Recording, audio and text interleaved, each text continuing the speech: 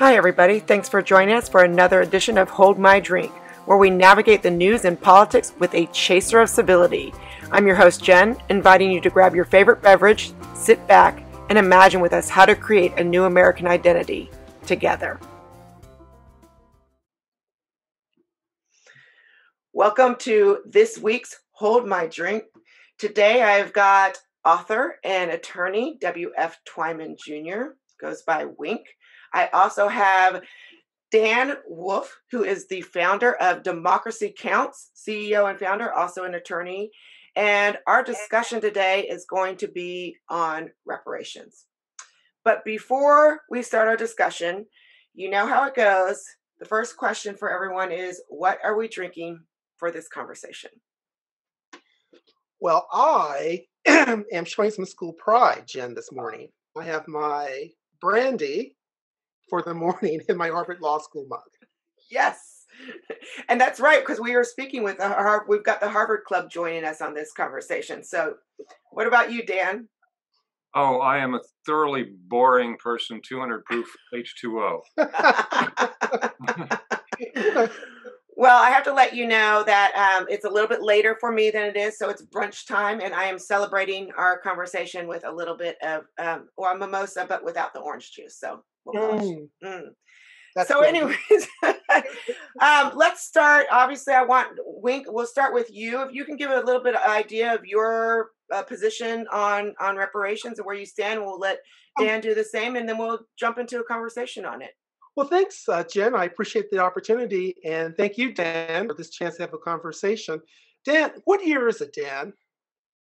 Right now? Yeah. What year? Mm-hmm. I consider it. Let's see. It's 2030. It's day 2 of year 1 A.D. after Donald. And most people, true, but most people would probably say it's the year 2021, right? Okay, so yeah, most people. So it's a little bit interesting to me that we're having a conversation about reparations for the descendants of American slaves in the year 2021. If it were 1865 or 1867 or 1868, I could see that. But it seems a little bit strange in the year 2021 that we're having a conversation about reparations for the descendants of American slaves. So my position actually crystallized very strongly in opposition to reparations. One day, my friend Jen sent me an email, and she said in passing, well, you know, there are many stories that are replete with crime and poverty, and people believe that's a holdover from American slavery. And she said, I think there's a lot of truth in those stories. Well, I just was stunned and walked to my keyboard. And then I remembered that a leader of the Black Lives Matter group in Chicago had said, looting is reparations. My heart be still. I couldn't take any more. And so my opinions were firmly crystallized against reparations. You know, the major reason I'm against reparations is causation, pure and simple. Show me a name. Name any slaver from the 1600s or the 1700s who caused a flash mob of Black teenagers to rob a drugstore in Philadelphia in 2019. Any name will do of any slaver from the 1600s or the 1700s. Let's try Mr. Willis. Mr. Willis, an ancestor, one of my friends, was a slave catcher in Tidewater, Virginia in the 1790s.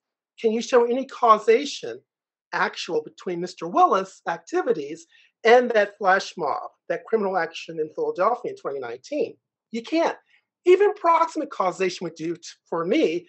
Dan, we're attorneys, we understand causation, actual and proximate. There's not even proximate causation. So, you know, I just think that causation's not there. How does the status of a great-great-great-grandmother who was in bondage in Madison County, Virginia in the 1840s cause a descendant to steal a candy bar from a store in the year 2019 and lie about it? There's no causation.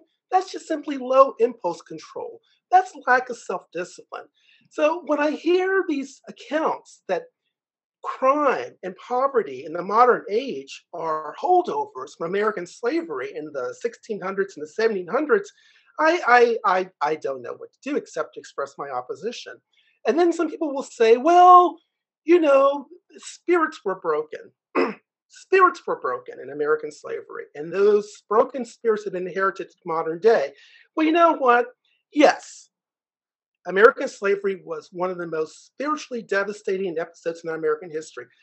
I love to read, Dan. I love to read. The only book in my life that I had to put down for emotional reasons that I couldn't finish was American Slavery as It Is by Theodore Weld in 1839. He was a leader, as you may know, of the American Anti-Slavery Society. And he wrote about a barbaric time full of atrocities. I mean, things we would not couldn't imagine in modern era. So yes, I believe American slavery destroyed some spirits during that time. No question about it. But I also know that the time for this discussion about reparations would have been 1865 or 1867 or 1868. You know, I don't want to go on too long because this is a short opening statement, but it occurred to me sometimes the mere words of a descendant of American slavery don't do the trick, Dan. Sometimes it helps to have a visual. And so I want to show you something. Can you see this? Can you see those people? The reflections are kind of bad, but yeah. Okay. This is a family. These are my great grandparents. Hold it a little higher. Higher? Okay. These are my great grandparents. Okay. And my great grandfather, Robert Brown, was born a slave in 1860, as was his wife, Amy Wilson Brown. Look at them. Look at their family. The little baby up front is my grandma. The little baby. These people are not forlorn. They're not spirit broken. These are people who were resilient. These are people who were concerned about creating a better future, not focused on the defeating past. And so, to sum up, you know, they say that lived experience gives one expertise. I don't have a PhD in Black history. I don't have a PhD in Africana studies, but I have lived experience in my family, a family which descended from American slaves. Mm-hmm. Spirits were not broken with my great grandparents or my grandparents. So why would we think there's causation today in 2021 to account for modern day crime and poverty? I just disagree with that because it runs counter to all of my lived experience, and it would dishonor my ancestors to not speak up and oppose reparations for slavery. My great-grandfather, there's no record he called for reparations in his lifetime. He knew slavery. He was focused on creating a legacy, farming the land, making sure his kids had a chance to go to college, looking into the future. We have to create our future. We can't focus on a defeating past because if we do, Dan, if we do, we become a defeated people in spirit. That's my opening position. Well, okay.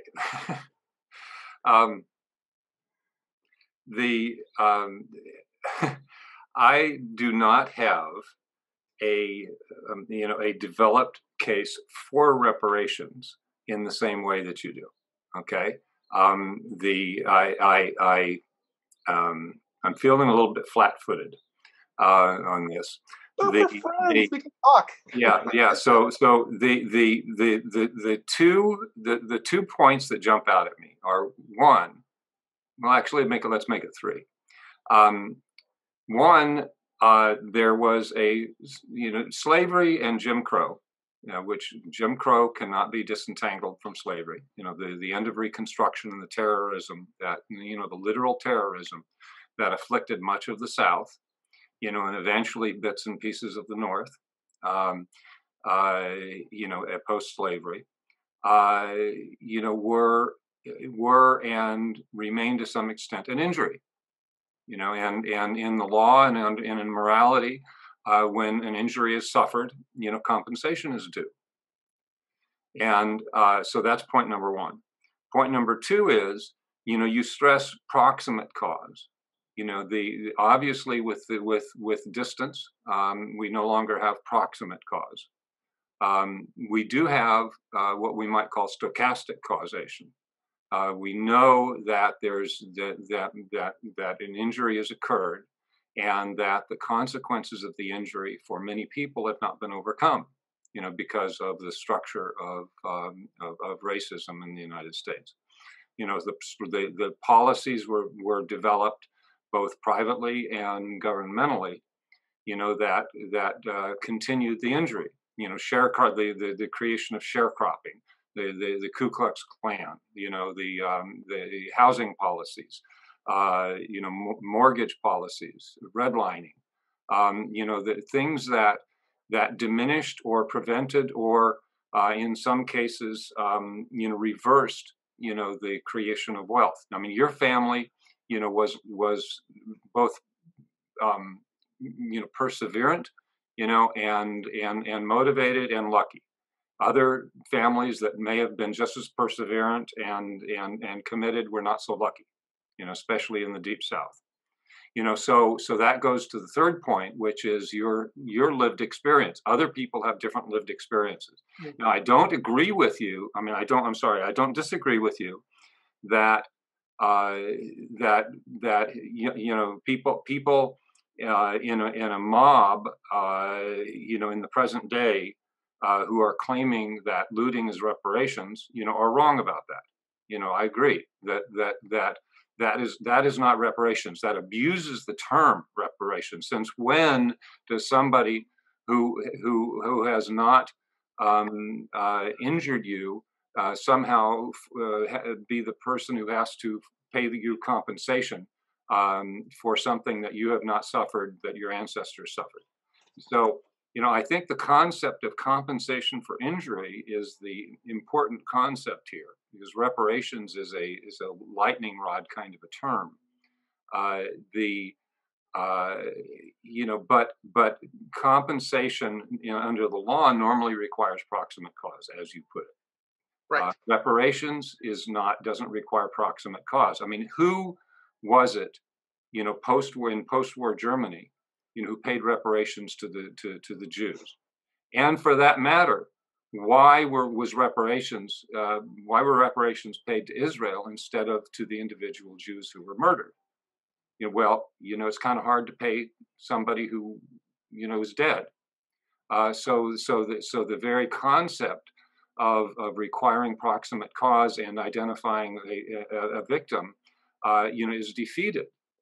And so you can't, it's unfair to require that the concept of compensation be defeated because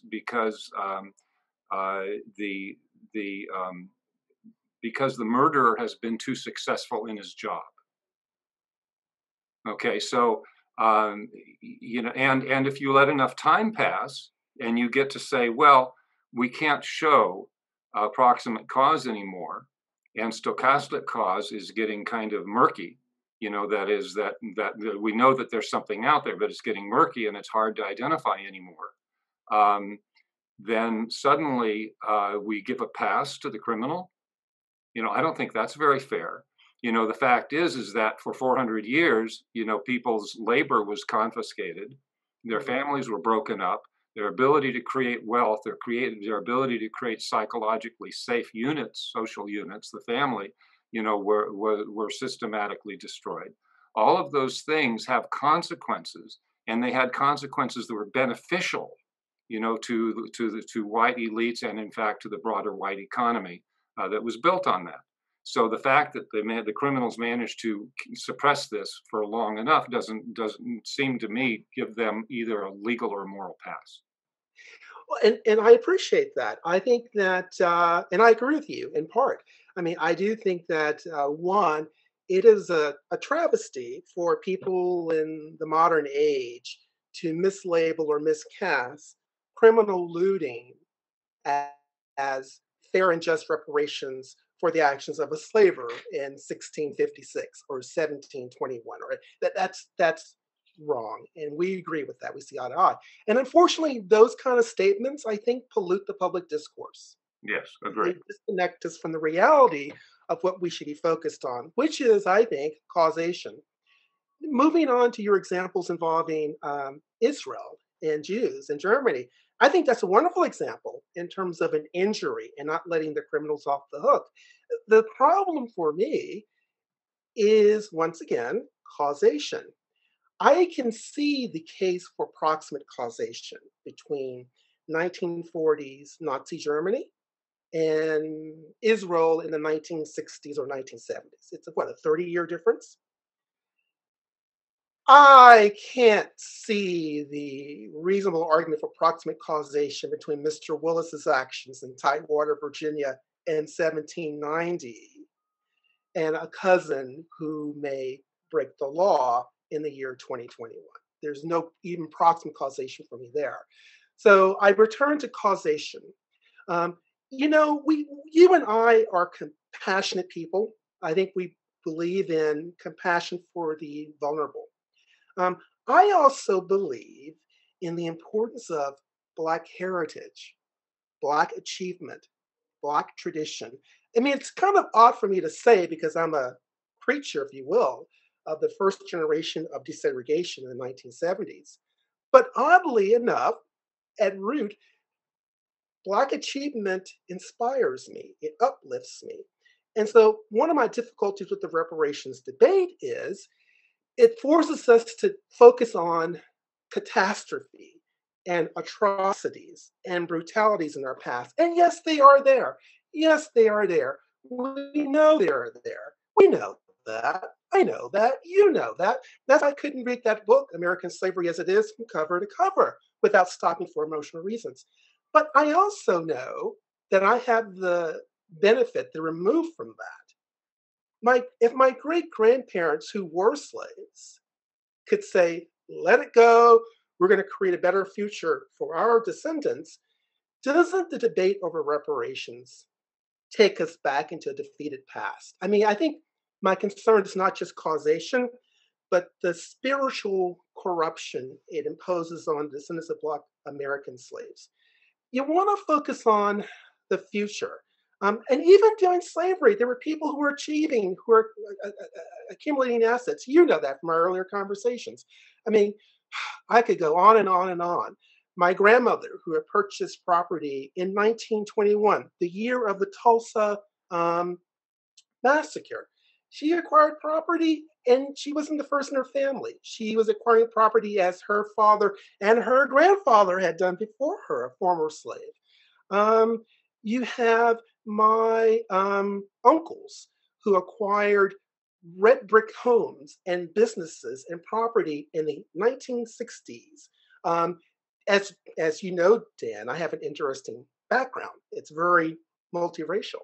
And one of the things I always find interesting is that if you look at my great grandfather, George Twyman III, did he own slaves? Yes, he did. He owned 49 in the year 1790. By the year 1965, the Civil War had come and gone. General George Custer had rummaged through the cupboard in the Twyman home at Oak Lawn. By 1876, the family home was gone. Oak Lawn was lost to bankruptcy. And so by 1965, the white Twymans, the descendants of slave owners, were destitute. They had no electricity, they had no running water, they were poor, shivering in the chill. Black Twymans in the mid-1960s were, relatively speaking, doing well. Red brick homes, running water, electricity, cars, businesses. One of my uncles, Uncle Will Ernest Sr., was probably the biggest Black businessman in the county. And so when I look at those comparisons between white Twymans and Black Twymans over time, does reparations really make sense in terms of the recapturing assets if the white Twymans were destitute in 1965, before the civil rights era took root, and the Black Twymans who were doing quite nicely? Thank you very much. Respond. So what we've got here is look, the I can't contest the empirical. I mean, we're of course assuming that we're all telling the truth here, and I have no doubt that you are. So I can't contest the empirical data, right? So we have to adjust our thinking around the empirical data. Right. There's other empirical data out there. There are people who did not do so well, whites who did very well, and blacks who did not do very well. I mean, look at Mississippi and the sharecropping system, and the lynch mobs, to keep them in line and so on. I don't know Virginia the way you know Virginia, but you grew up in an area that was closer, to the national capital. Perhaps the laws functioned better to protect I was blacks. also born in the capital of the Confederacy, Richmond, Virginia. Just a footnote. Okay. Um, but maybe because it was closer to the center, laws functioned in a more, equal way, that maybe the Equal Rights Amendment to the Constitution protected blacks in your part of the country better than they protected blacks further out in the hinterlands, where local white mobs, had a freer hand, and maybe they didn't have such a free hand close to the center of federal government. Those things are possible, but if when 9/11 happened, the people suffered different kinds of injuries, right? And a trustee was appointed, for a very large to distribute a very large fund in order to compensate victims of 9/11. The compensation was divvied out, according to the injury, and and the injury was partly related to the nature of the level of a person's income. Person receiving who lost $1 million income, his family was destitute because he was dead, or might have been destitute otherwise. Got a larger payout than somebody who was earning $50,000 as a janitor. So there. Arguably, somebody who has overcome the legacies of slavery for whatever reason doesn't need as much compensation for the injury that his or her ancestors suffered as the person who, for whatever reason, has never overcome that legacy. But now that whatever reason can hide a whole host of sins. I mean, so for instance, if you were in Alabama or Mississippi, and the culture and the organized rules of the area, not just the expectations, the attitudes, and so on, but those certainly play into it because they were part of the enforcement mechanism of the written rules. If that continues for years and years and decades and and even a century, what's happening there is you've got a continuation of a crime. Essentially, your slave owner, from 1790, has created a structure that is preserved by fellow conspiracists, that maintained the racket, essentially, the criminal racket that persevered, for a century after the slave owner's death, or more than a century, and we still see some of it. We see what we saw at the Capitol, was in part a kind of a spiritual descendant, of an ancient crime. So yeah, go ahead. I like what Dan has said. You've made a very good point, Dan, and I don't often see it in the literature, that there's a nuance and complexity to the Black experience, to Black culture and consciousness. I love hearing that. I really do. And it's because so often I find that me and my cousins and my ancestors who are Black, we don't see ourselves so much in the common discourse about structure and white supremacy and white privilege and white fragility and institutional. You can go on with the slogans.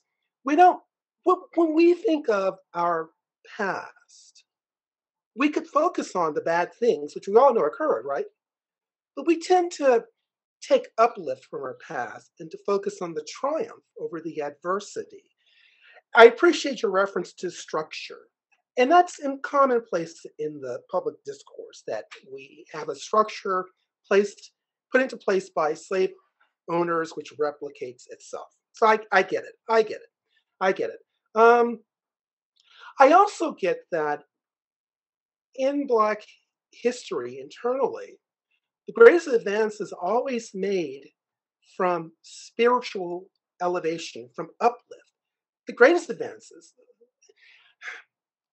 Isn't it something odd to you, Dan, that my great great grandfather, who was born a slave and acquired over 500 acres of land in his life and died in the 1880s, there's no record he demanded reparations for slavery? Or my great grandfather, picture you saw, there's no record he demanded reparations for slavery. On my wife's side of the family, good Lord. We could talk and then some. I'm the poor person in the family, as Dan probably appreciates. But I just think there's so much richness in the Black past. And so I really demand a high standard for causation before I would consider reparations. Now, let me be clear, be true. Let me be true that I don't want to be someone who's rigid and unreasonable. Sometimes my daughter will say, "Dad, you're just rigid and unreasonable." I think Jim Crow, redlining, discrimination, those are separate injuries, to use your word. I'm open to a debate about that. I mean, to me, that makes more sense because causation is closer. My father, can you believe this, Dan? My father, who's still living, 86, never attended a day of school with a white classmate. Think about that. Whereas I went through the transition from all Black schools to all white schools. And then my kids who've never attended a school more than, I don't know, 5% Black, 4% Black. In our one family, you've got two bookends. You've got the granddad who knew Jim Crow segregation and all the evils. And you've got privilege, Black privilege, hello.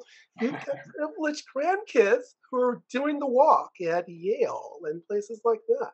So I just think I don't want to be too flippant about it, but I'm in a trial and the judge is just great. And whenever people just hammer on things that just seem just not sustainable, he'll say, what does he say? He'll say things like, what does he say? He'll say like, you're wasting my time. Is this a big deal? What are we doing here? I don't care. Sometimes I feel like that in these discussions because it is 2021. It's not 1865. The people who should have been having this discussion were my great-great-grandparents. They didn't clamor for it. Why the heck should a great-great-great-granddaughter privilege private schools, Yale, you name it?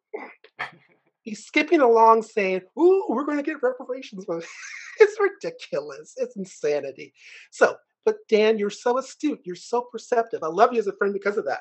You make me think. I think Dan is quite right. There is a nuance to Black experience. Perhaps living in Georgia or Mississippi or Alabama creates a different rationale for reparations than living in the shadow of the Capital Confederacy. I'll give you that.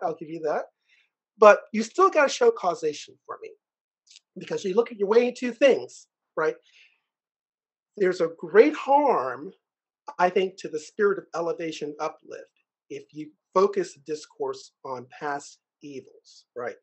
Because you always want to create a better future. You don't want to live in a defeated past.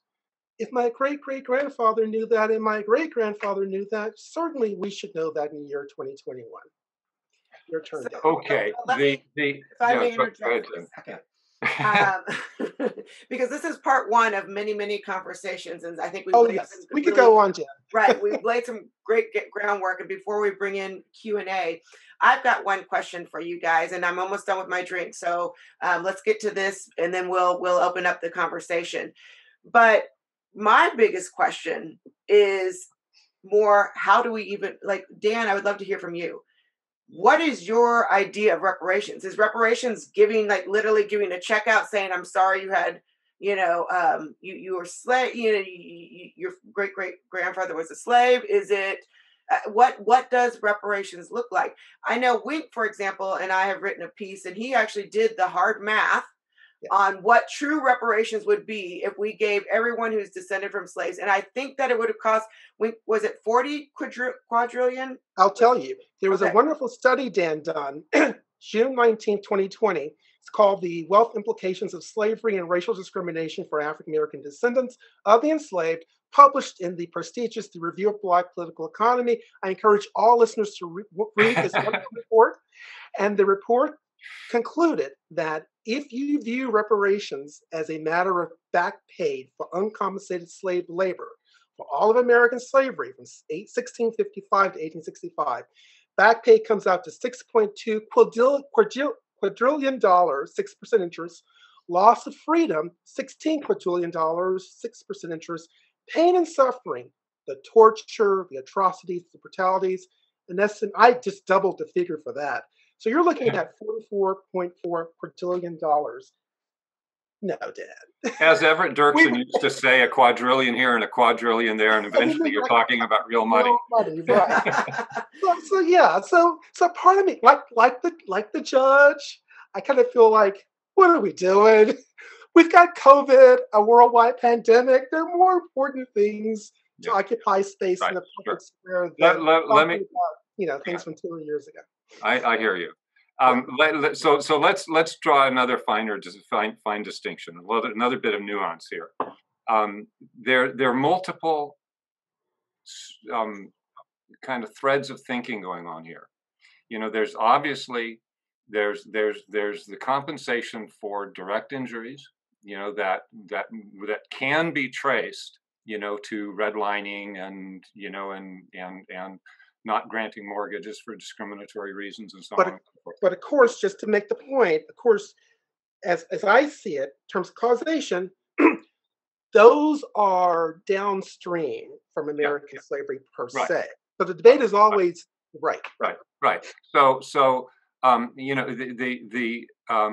would kind of want to work upstream, a little bit here.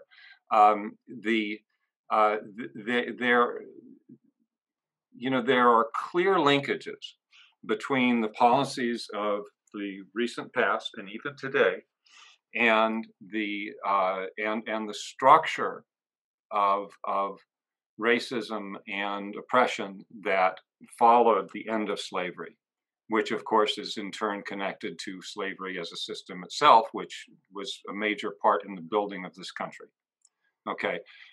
So there are some things, that some injuries where we can tie together the proximate cause, and the injury itself, and some reasonable form of compensation.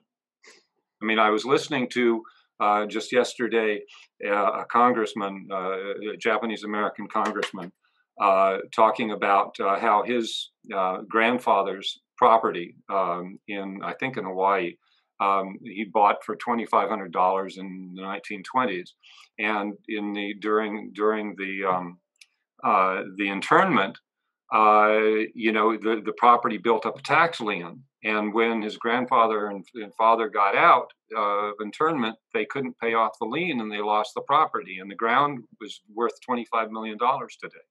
But there's a Holiday Inn on it, and so on and so forth. So this kind of that's probably race-based, and it's not race-based against blacks in that case. But there is a kind of an insensitivity, to the injuries that are suffered by people who are not powerful or who do not fit into majority white culture. So that I think we can talk about, in a way that doesn't necessarily have to reference, reparations or reference slavery per se. So that's that. I think that is a way of getting around. That's more like, like we've got an injury that comes from this historical cause, and we can deal with it, in a traditional kind of a trustee-based compensation scheme.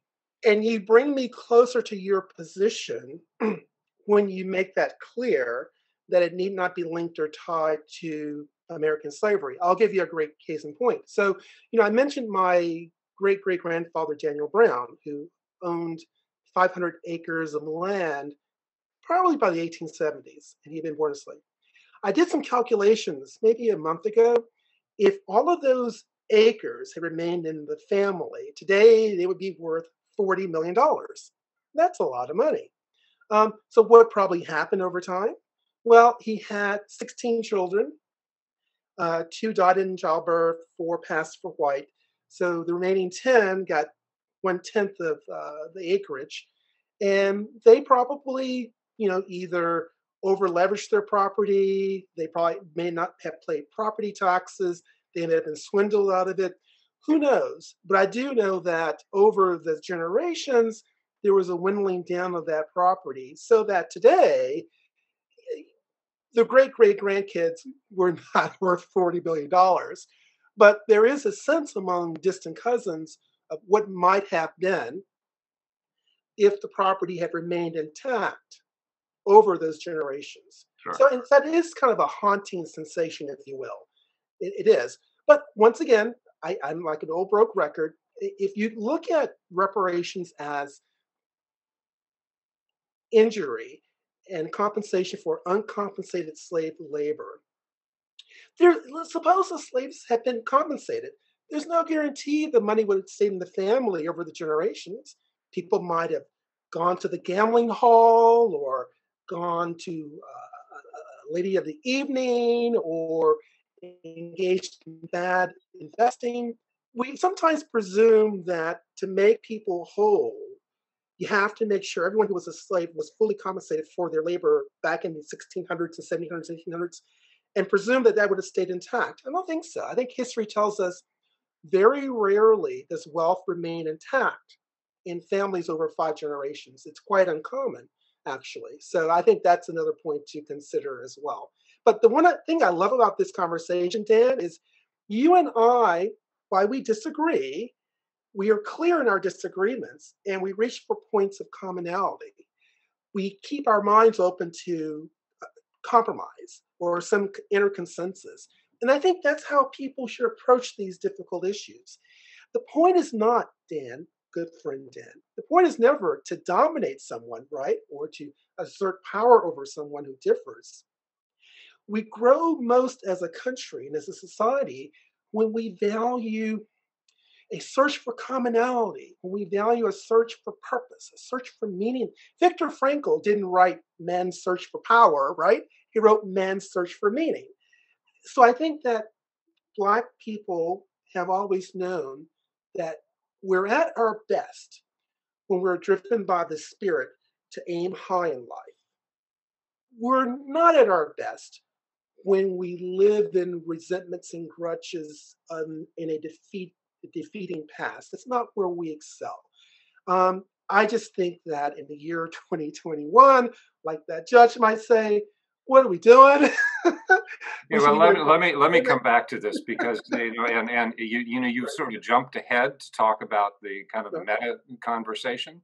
But I want to use that as a segue, and then Jen, I'll shut up and sure. We can go to the next stage. Notice Jen hasn't said much. Pardon? What? You guys make you. I'm listening. Yeah. Sure. Go on, Dan. This issue about uplift, this issue about meaning. Viktor Frankl's book. In my 20s when I read it, it was a very powerful book. It really affected. It's behind me. Yeah, and but what do we say to a young Black man and his friends who only feel safe on their block, on the west side of Chicago, who have never had a chance for a decent education, who have seen their parents and their grandparents systematically robbed, of their property. They bought a house on contract because they couldn't get a mortgage, and then they missed one payment and they lost the house. and the house is resold a second time, a third time, a fourth time. You know, they see this power structure in a visceral way, and they see it acted out, in a highly detailed way. It's a macro power structure that has tendrils that extend right down to their daily lives. Okay, and that power structure reaches back to a racist and past, a past in which the United States created a subcaste of Americans. And I think this concept of caste is important. That Wilkerson. Pardon? Wilkerson, the book lady worked the book Caste. Yes. Right, exactly. But I lived in India for a year. I got familiar to a certain extent with caste. Caste has positive virtues and it has negative virtues. And you can be in a caste and be poor or rich, but it gives you certain benefits. And so we created a white caste that could oppress a black caste no matter what their income was, except if they had the power to do so in their local power structure, right? So one of the things that reparations, the concept of reparations, gets at, and I think what motivates this thinking of, like, I'm going to grab a pair of Ray-Bans and that's reparation for slavery. Well, what it is of course it's opportunistic, but it's also, I think, at a deep level, an attempt to impose a reckoning that the United States has not done. What does that mean? Like, define for me what a day of reckoning would mean. No, I'm not talking. No, not day of reckoning. Day of reckoning is like apocalypse. Right. It's like the Boogaloo. We're not going there. Okay, that's a different sense of reckoning. Okay, but I mean, look at the truth commissions. In Argentina and South Africa. Where and in Germany with the denazification. It's a reckoning with the past. It's an admission. Look, the South, the South after the Civil War, after Reconstruction, they recreated this sterile image, of the antebellum world, and so kids, I don't know about now, but kids over this last century grew up with this. This perfect picture of a Dixie, that was almost Disney-like, and so that makes the reckoning harder because people's views, of slavery and the impact, or get all confused. You've got the victims and you've got the victors, but Dan, you know what I think? Pictures. Yeah, go ahead. When I think about a reckoning, I'm going to channel my judge. You know what I think about a reckoning, Dan? I think a real reckoning would be for every Black American, every descendant of American slavery, to be honest, to be truthful about who you really are in terms of your full family heritage, your full genetic heritage. I mean, one of the great turning points in my life, as you know, Dan, has been doing 23andMe, Ancestry.com, and discovering not kind of this false sense of who I am. Well, you're 100% descendant of American slavery. I mean, I probably thought that into the year 2016 or 2017. But by looking through the records and the data, I've discovered a whole new universe of people who are part of me, Twymans. Learning that I'm, a descendant from George Twyman I, who was an English immigrant to the U.S., came here in 1677 in Virginia. And in terms of reckoning, I mean, I think that's what truth and reconciliation is all about. Recognizing that you're not just this forced other. The truth is you're part of the greater humanity in Virginia, or the greater humanity in Missouri or Virginia. Little story. I was on my walk this morning. Jen knows I like to do walks before these podcasts. And I was just walking down the road and I saw this cute little kid. She was like maybe 1 or 2 years old. She was white, blue eyes, blonde hair. And her dad was holding her. And she was looking at me and she waved and said hi. And I said hi in return. For most of my life, that would have been it.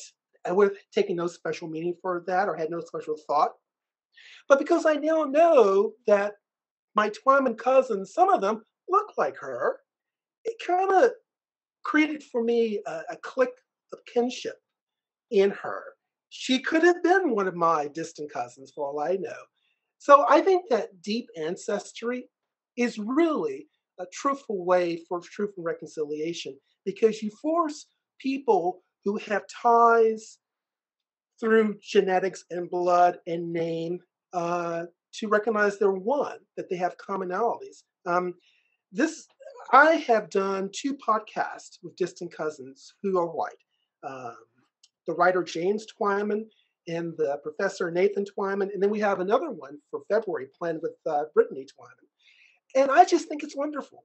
It's wonderful how people can have a sense of family and know one another, and that they have a shared history, even though outside forces would force us to look at things purely as a matter of black or white. I just don't think that gets us very far. I think if we grow to see that we're part of a larger family, that's the way towards a greater end. You know, Dan, joy is in common humanity. Joy has never been in a divisive, defeatist past. Yes, we know horrible things happen. Yes, no. I was telling Jen the other day, maybe a few months ago, that this reparations thing just struck me as so off key. I was born in Virginia.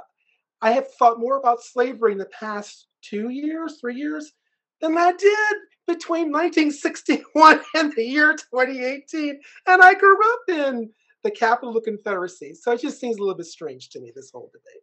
I applaud your expansive view of humanity, but I want to make 1.5 points. Sure, go ahead. Take it home, Dan. It shouldn't be solely on the shoulders of the short end of the stick to have to do this.